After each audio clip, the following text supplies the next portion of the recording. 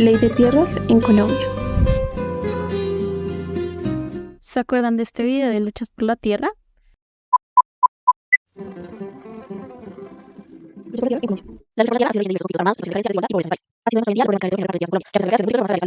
Este semestre les presentamos a grandes rasgos un resumen sobre las leyes de la tenencia de tierras en Colombia, un tema que elegimos para profundizar más en el video del semestre pasado, pero nunca para que el trabajo nos quedara más fácil. Ahora que logré hacer que me pongan atención, comencemos con el video. Entrando en materia, como es bien sabido, la propiedad de la tierra en Colombia tiene una alta concentración en muy pocas manos, lo que ha desencadenado conflictos armados y carencia de las necesidades básicas en la población. Desde siempre, la fuente de sustento de los campesinos ha sido la tierra. El acceso a este recurso era una condición vital para los campesinos del siglo XX, pues mediante él obtenían su sustento vital y el único activo con el que realmente contaban era su mano de obra. Mientras que para los terratenientes era un asunto de prestigio social y una gran fuente de poder político, su sustento no se derivaba de la tierra. Además, muy pocos de ellos residían en una zona rural y poseían otro tipo de activos generadores de ingreso como un buen nivel educativo, poder político, prestigio social, empresas y altos cargos en el Estado o en el sector privado, lo que les garantizaba salarios muy altos. Esta población accedía al control de la tierra por medios no económicos ni de mercado, sino que obtenían este recurso por medio de poder político, poder empresarial, engaños, estafas o apropiación por fuera del marco de la ley. La realidad de los campesinos es completamente diferente. No cuentan con poder político ni económico, y su condición de analfabetismo los hacía muy vulnerables con respecto a las élites que concretaban su poder a través de las constituciones del Estado. Innumerables leyes y reformas agrarias han intentado solucionar el persistente conflicto de la concentración de la tierra. En principio, el Estado debía resolver esta problemática en un marco de equidad y justicia. Sin embargo, la política de tierras y la política agraria en la historia de Colombia ha tenido que enfrentar un juego muy desequilibrado. Pero ¿cómo llegamos a esto? A continuación, les presentaremos una línea de tiempo que explica a muy grandes rasgos cómo se ha desarrollado el control de la tenencia de tierras en nuestro país. Periodo de la independencia. A partir de la independencia, las principales formas de acceso a la tierra eran la venta de baldíos por el Estado, la venta directa, el otorgamiento de tierras a militares en compensación a sus contribuciones a la independencia o como botines resultantes de las guerras civiles, falsificación de títulos y desplazamiento forzado de comunidades indígenas y campesinos. Ley del 13 de octubre de 1821. Esta ley es la que regulaba el acceso a tierras baldías, es decir, sin ningún título de propiedad. Exigía a los interesados la presentación de planos al gobernador y probar que los terrenos solicitados no pertenecían en dominio y propiedad a ninguna otra persona. Este procedimiento era imposible de cumplir para los indígenas y campesinos que no sabían leer ni tenían el dinero para pagar a personas que sí supieran hacerlo. Decreto del 20 de agosto de 1856. El decreto del 20 de agosto le exigía poseer el título de propiedad a los poseedores de tierras y presentárselo al gobernador respaldado con testigos. Lógicamente, los campesinos y los indígenas, que todos eran pobres, no podían pagar el transporte a los testigos y tampoco sabían dónde encontrar al gobernador, mientras que los terratenientes sí podían conocer al gobernador y comprar los testigos. Siendo así, los indígenas fueron desposeídos de sus tierras, quedando limitados a la figura institucional de los resguardos. 1820 a 1870. En el periodo comprendido entre 1820 y 1870, la política de baldíos buscaba financiar al Estado, lo que implicaba que para acceder a los baldíos se requería tener dinero, de modo que los campesinos pobres quedaban fuera de esta posibilidad. A partir de 1870, la legislación abre la posibilidad para que quienes cultivan la tierra puedan acceder a derechos de propiedad sobre las tierras cultivadas. Este es quizá el primer momento en que la institucionalidad crea una posibilidad real para que los campesinos pobres y los indígenas desposeídos de tierras accedan a ella. Sin embargo, por este medio solo se logró contribuir un porcentaje limitado de tierra productiva que quedó en manos de sus cultivadores. Por otro lado, los terratenientes y hacendados tenían preferencia por tierras que ya habían sido trabajadas por ocupantes sin título de propiedad.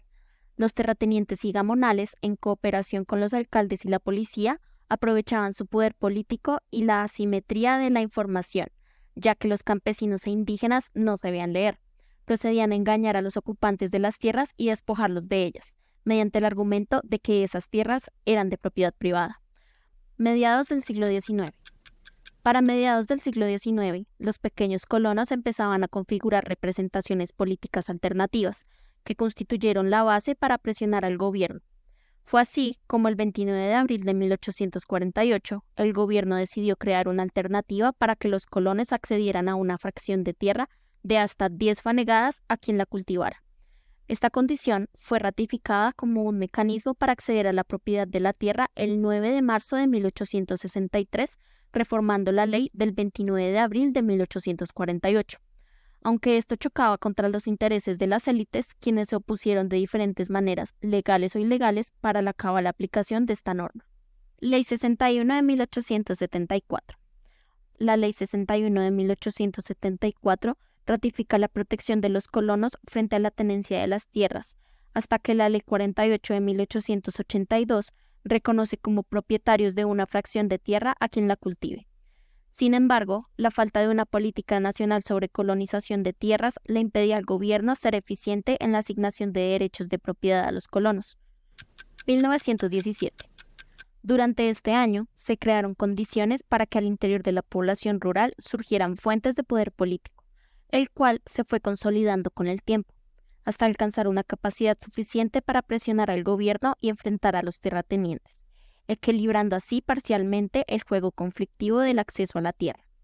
Ante la tendencia de los organismos del gobierno de favorecer los requerimientos de los terratenientes sobre los de los campesinos, algunos tenderos, artesanos o administradores que poseían conocimientos empíricos comenzaron a apoyar a la población campesina en el entendimiento y exigencia de sus derechos según la ley.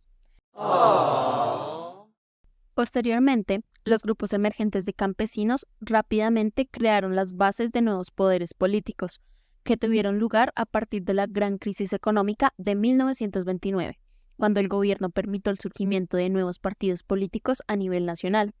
Como consecuencia del creciente poder político de los habitantes rurales, se configuraron las bases para un choque de fuerzas con los terratenientes, quienes no renunciaban a su interés por adueñarse de las tierras de los colonos principalmente. Esta situación exige un nuevo rol del Estado por medio de la política agraria. Las estructuras políticas de base campesina comenzaron a desafiar el poder político terrateniente, por lo que el conflicto fue creciendo, mientras los desposeídos de tierras ganaban fuerza al vincularse a partidos políticos de izquierda como la Unión Nacional Izquierdista Revolucionaria y el Partido Comunista de Colombia. Este ascenso político de los campesinos obligó al gobierno a redefinir y esclarecer la propiedad de la tierra. Es en medio de esta agitación social que tiene lugar la Ley 200 de 1936, la cual ha sido considerada como la primera reforma agraria de Colombia, donde la tierra asume una función social vinculada a su propiedad y tenencia. Hasta mediados del siglo XX en Colombia no se abordaba de manera específica el tema de la política agraria. Aunque previamente se habían promulgado leyes en materia agraria, fue solo con la Ley 200 de 1936, conocida como la Ley de Tierras, que este tema se trató de manera concreta. Esta ley tenía como objetivo abordar el problema de la concentración de la propiedad rural y se establecía la figura de extinción de dominio de terrenos baldíos. A pesar de la importancia de esta ley, carecía de mecanismos efectivos para cambiar la estructura histórica de la tenencia de la tierra. En realidad, favoreció a la clase terrateniente y no ofreció oportunidades reales de progreso social para los campesinos, quienes no tenían propiedades. Algunos analistas argumentan que la Ley 200 legitimó la apropiación de tierras por parte de los terratenientes al establecer que para que ocurriera expropiación debía pasar un periodo de 10 años con falta de cultivo, con ambigüedades sobre cómo se aplicaría esta ley por parte de las autoridades. Esta ley intensificó el dominio de grandes propietarios y no frenó la apropiación de las tierras productivas en las regiones de frontera. Adicionalmente, no abordó los conflictos históricos entre campesinos y terratenientes por el acceso a tierras públicas. Las élites políticas y económicas se opusieron a parte de los avances de la Ley 200 de 1936 y en unión con los cafeteros, Sociedad de Agricultores de Colombia, la élite conservadora y la Iglesia Católica, impulsaron la Ley 100 de 1944. Esta ley echó atrás parte de los avances logrados en las normas para el cumplimiento de la función social de la propiedad, término que se refiere a que los derechos de propiedad deben estar sujetos a restricciones y regulaciones por parte del Estado, de manera que los propietarios no solo disfruten de derechos, sino que también asuman obligaciones hacia la sociedad. Sin embargo, esto no se dio, manteniendo el latifundio como forma dominante de la propiedad de la tierra en Colombia. Ahora, con esta ley se fomentaban las relaciones atrasadas de parcería, es decir, donde el arrendatario trabaja la tierra del propietario bajo ciertas condiciones. Como se puede notar, las políticas y procedimientos implementados por el Estado para la asignación y disponibilidad de tierras, junto con su limitada y poco efectiva intervención en la regulación de adquisición de tierras, dieron lugar a la formación de una estructura agraria caracterizada por la concentración de la propiedad rural en manos de grupos de interés respaldados por la maquinaria institucional y administrativa del Estado. Esto condujo a la marginación de los campesinos, quienes quedaron relegados a tener acceso a pequeñas partes de tierra poco productivas y sin la debida titularidad de la propiedad. Durante la década de los 50, en reacción a la violencia entre partidos políticos, aumentó de manera significativa la migración de la población rural hacia áreas urbanas, en forma de invasión. En este entorno surge la Ley 135 de 1961, en la cual se estableció el Instituto Colombiano de Reforma Agraria, INCORA, que representó la primera entidad institucional dedicada a los asuntos relacionados con la reforma agraria. Este instituto tenía la responsabilidad de administrar el Consejo Nacional Agrario, el Fondo Nacional Agrario y la figura de los procuradores agrarios. Sus principales directrices eran proporcionar tierras a los campesinos que carecían de ellas, mejorar las tierras para su uso productivo y brindar servicios sociales esenciales. Sin embargo, no abordó el problema de la propiedad de la tierra y prometía tocar la propiedad privada solo en algunos casos especiales. El INCORA no siguió con exactitud la aplicación de las normas, con frecuencia permitió que se crearan propiedades en tamaños superiores a los establecidos en la ley. Por lo tanto, hasta los años 90, el INCORA había titulado 3.3 millones de hectáreas en toda su historia, de las cuales el 60% fue entregado a los ganaderos más grandes, lo que refleja el dominio que los terratenientes ejercían sobre los pobladores rurales. Esto sugiere que las nuevas instituciones seguían respondiendo a los intereses de las personas poderosas que se vinculaban directa o indirectamente a la institucionalidad del Estado. En muchas ocasiones, los pequeños beneficiarios se veían obligados a cumplir estrictamente, al pie de la letra, la ley en el pago de las mejoras recibidas, mientras que en el caso de los grandes propietarios a veces se les eximía de esas deudas. Los campesinos, por su parte, solo obtenían tierras poco fértiles y se les presionaba para adquirir créditos que en realidad no obtenían la capacidad de pagar, lo que finalmente resultaba en que les quitaban sus tierras. El periodo de consolidación institucional comenzó con la Ley Primera de 1968, que presentan cambios a la Ley 135 de 1961. La Ley Primera de 1968 no era radical, pues no era profundamente redistributiva, pero era relevante ya que podría haber mejorado el acceso a la tierra del campesinado por medio de la entrega de baldíos y alguna expropiación de latifundios improductivos. Gerard Restrepo también propuso una idea audaz: considerar al campesinado como un colaborador del Estado y de sus políticas en lugar de un adversario. Como resultado, promovió la formación de la ANUC, Asociación Nacional de Usuarios Campesinos, para fortalecer su organización. Se registraron ciertos progresos significativos, como la repartición de tierras, la concesión de créditos a los agricultores y la creación de distritos de riego en algunas áreas. Sin embargo, se buscó facilitar la entrega de tierras a los campesinos que estuvieran cultivándolas, pero esta intención no tuvo éxito, ya que los dueños que arrendaban las tierras a campesinos les expulsaron para evitar que ellos solicitaran la propiedad de las tierras que trabajaban o presentaran reclamos por las mejoras que habían realizado en las propiedades. Como resultado, los propietarios aceleraron el proceso de desalojo de los campesinos que trabajaban la tierra. La combinación de campesinos sin tierra y aquellos con inclinaciones políticas de izquierda condujo al surgimiento de movimientos armados que luchaban por sus ideales. La expansión de estos grupos armados ilegales y el aumento de la producción de cultivos ilícitos resultaron una vez más en la concentración de la propiedad de tierras o en latifundio. Las resistencias contra la Ley Primera de 1968 triunfaron con el Pacto de Chicoral, llamado así por la población tolimense donde se firmó. En enero de 1972, el gobierno, congresistas y los grupos latifundistas pactaron una política agraria que frenaba la reforma agraria intentada en los 60. Provenientes del Pacto de Chicoral se establecen las leyes cuarta y quinta de 1973 y la sexta de 1975 como fenómeno de contrarreforma agraria. Veamos una fracción del discurso del presidente de ese momento, Misael Pastrana, cuando se instauraba la Ley Cuarta de 1973. La sanción de esta ley, estoy seguro, de estas dos leyes, más el desarrollo, el plan de desarrollo rural integrado, van a marcar una etapa nueva, una etapa de auténtico progreso para el campo colombiano, y me complace que este gobierno haya comprendido esa situación y contribuya tan eficazmente a la transformación de esos colombianos rezagados en el progreso durante las épocas pasadas.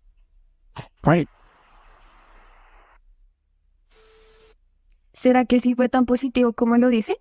Analistas afirman que con estas leyes se promovió la militarización de las zonas rurales, se puso fin a la expropiación de los latifundios, se debilitó el ENCORA, disminuyendo el apoyo a pequeños propietarios, se nombró funcionarios afines a la nueva política agraria y por medio de la represión se fragmentó la NUC, además de cancelar la personería de esta asociación.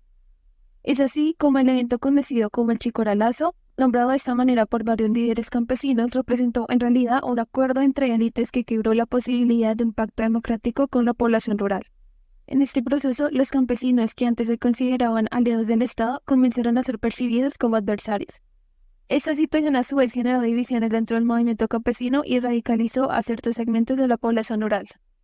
Hubo un aumento en la ocupación de tierras y las protestas campesinas durante este periodo fueron reprimidas de manera violenta a través de detenciones y el asesinato de muchos de sus líderes. La concentración extrema de la propiedad de la tierra no disminuyó y algunos grupos campesinos, decepcionados por el incumplimiento del Estado y la violenta represión de sus protestas, empezaron a simpatizar con las guerrillas que habían surgido en la década de los 60. Entre 1978 y 1982 se reconoció el fracaso de la reforma agraria y se cambió el enfoque gubernamental hacia la producción agrícola, la seguridad alimentaria y la nutrición, implementando el programa de desarrollo rural integral para mejorar la eficiencia y la producción en zonas rurales, en lugar de enfocarse en el acceso a la tierra como una alternativa política más aceptable para aumentar los ingresos de los pequeños agricultores sin alterar la estructura de la propiedad de la tierra.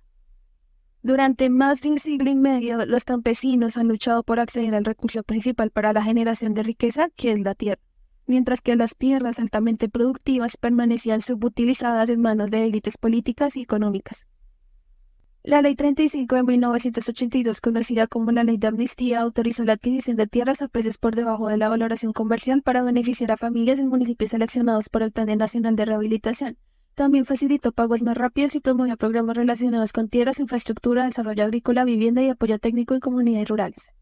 En 1987, el Decreto 77 transformó el desarrollo rural integral en una entidad pública que apoyaba a las entidades territoriales en la financiación de programas de inversión para impulsar el desarrollo económico en áreas rurales con minifundios y procesos de colonización. Durante el periodo de impulso institucional hacia el mercado de tierras, 1988-1993, el ENCORA se benefició de medidas estatales como la Ley 30 de 1988, que incluyeron programas coordinados con entidades públicas, zonas específicas de reforma agraria, infraestructura vial, el Fondo de Capacitación y Promoción Campesina, valoración de propiedades por el Instituto Geográfico Agustín Codazzi y más recursos para el Fondo Nacional Agrario. La Ley 30 de 1988 establece un mecanismo para la adquisición de tierras a través de la compra institucional y su redistribución a los campesinos sin tierra. Esta política de acceso a la tierra tenía como objetivo la adquisición de 470.000 hectáreas y la titulación de 3 millones de hectáreas para beneficiar a 100.000 familias. Durante este periodo hubo un aumento en la compra de tierras por parte del ENCORA. Fue impulsada por la venta de tierras improductivas por parte de los funcionarios públicos y terratenientes que luego se destinaban a campesinos. La expropiación de terrenos baldíos disminuyó y fue reemplazada por la compra masiva de tierras, ambas orientadas hacia la redistribución de la tierra. La reforma agraria cambió su enfoque pasando de la expropiación de terrenos baldíos a la redistribución a través de la compra institucional de tierras y su entrega a los campesinos beneficiados. Antes de 1994, las leyes de reforma agraria se centraban en la expropiación de tierras baldías y la dotación gratuita de tierras a los campesinos sin tierra. Sin embargo, la Ley 160 de 1994 introdujo cambios significativos en el concepto tradicional de reforma agraria, adoptando un enfoque en el cual la propiedad se adquiría mediante la compra directa por parte de los campesinos. La ley tenía como objetivo redistribuir 1 millón de hectáreas a 70.000 familias. En este nuevo enfoque, el 30% del costo de tierra era financiado por el Fondo Nacional de Financiación del Desarrollo Territorial, mientras que el 70% era financiado por los campesinos o por un subsidio que solo era adjudicado si los campesinos formaban parte de una parcelación y brindaban asistencia técnica gratuita durante 5 años a los campesinos socios de cooperativas. Tanto el INCORA como el Estado tuvieron poco compromiso en este proceso, centrándose en la mediación para la compra de tierras y la entrega de subsidios respectivamente. En esta etapa, la reforma agraria se convirtió en un mecanismo destinado a cambiar la estructura agraria existente a través de la compra directa de tierras por parte de los campesinos, con un subsidio parcial del Estado. Ley 812 de 2003. Esta ley señala que las tierras adquiridas o expropiadas por el INCORA podrán distribuirse mediante contrato de tenencia provisional hasta por un término de 5 años, siempre que el beneficiario desarrolle un proyecto productivo. Asimismo, la ley señalaba que el INCORA debería vincular propiedades del Estado y recuperar tierras abandonadas. Creación del INCODER. Ante la liquidación del Instituto Colombiano de Reforma Agraria INCORA, se creó el Instituto Colombiano de Desarrollo Rural INCODER, el cual tiene como responsabilidad administrar en nombre del Estado las tierras baldías de la nación. Según el Decreto 3759 de 2009, el INCODER tendrá por objetivo fundamental ejecutar la política agropecuaria y de desarrollo rural bajo principios de competitividad, equidad, sostenibilidad y descentralización para contribuir a la mejora de la calidad de vida de los pobladores rurales y al desarrollo socioeconómico del país. 2010 a 2014. Durante este periodo se planteó la necesidad de incrementar el acceso en calidad y cantidad a la tierra con finalidad agropecuaria. Para esto, se propuso agilizar el proceso de redistribución de tierras resultantes de la extinción de dominio, simplificar el acceso al subsidio integral de tierras y fortalecer las zonas de reserva campesina. Con este propósito, la Ley 1450 de 2011 creó el subsidio integral de la reforma agraria que podía cubrir hasta el 100% del valor de la tierra comprada por cada campesino. Creación de la Agencia Nacional de Tierras. El 7 de diciembre de 2015 fue expedido el Decreto 2363, por el cual se crea la Agencia Nacional de Tierras ANT y se fija su objetivo y estructura. En términos generales, esta agencia garantiza el acceso a la tierra para los campesinos que no la tienen o que tienen muy poca e insuficiente para su sustento. Para quienes sí tienen tierra pero no la tienen legalizada, la agencia le ayudará a formalizar su propiedad. Y para quienes tienen tierra y la tienen formalizada, la agencia garantizará que se le dé un uso adecuado en cuanto al cumplimiento de la función social de la tierra y la explotación ambientalmente responsable de la misma. Finalmente, podríamos concluir que la tierra ha sido ocupada históricamente por fuera de un marco institucional, sin una adecuada planeación y sin tener en cuenta la vocación real del suelo y la protección ambiental. Este desorden, junto con la inseguridad jurídica en la posesión de la tierra y la asimetría de la información, contrarresta los esfuerzos que hace el Estado para promover el uso productivo de la misma. Al no poseer títulos de propiedad de la tierra, los campesinos no pueden hacer un uso eficiente de esta, porque entre otras cosas no pueden acceder al crédito ni a los demás bienes públicos que provee el Estado, lo cual hace que la explotación económica de la tierra se realice en condiciones de informalidad.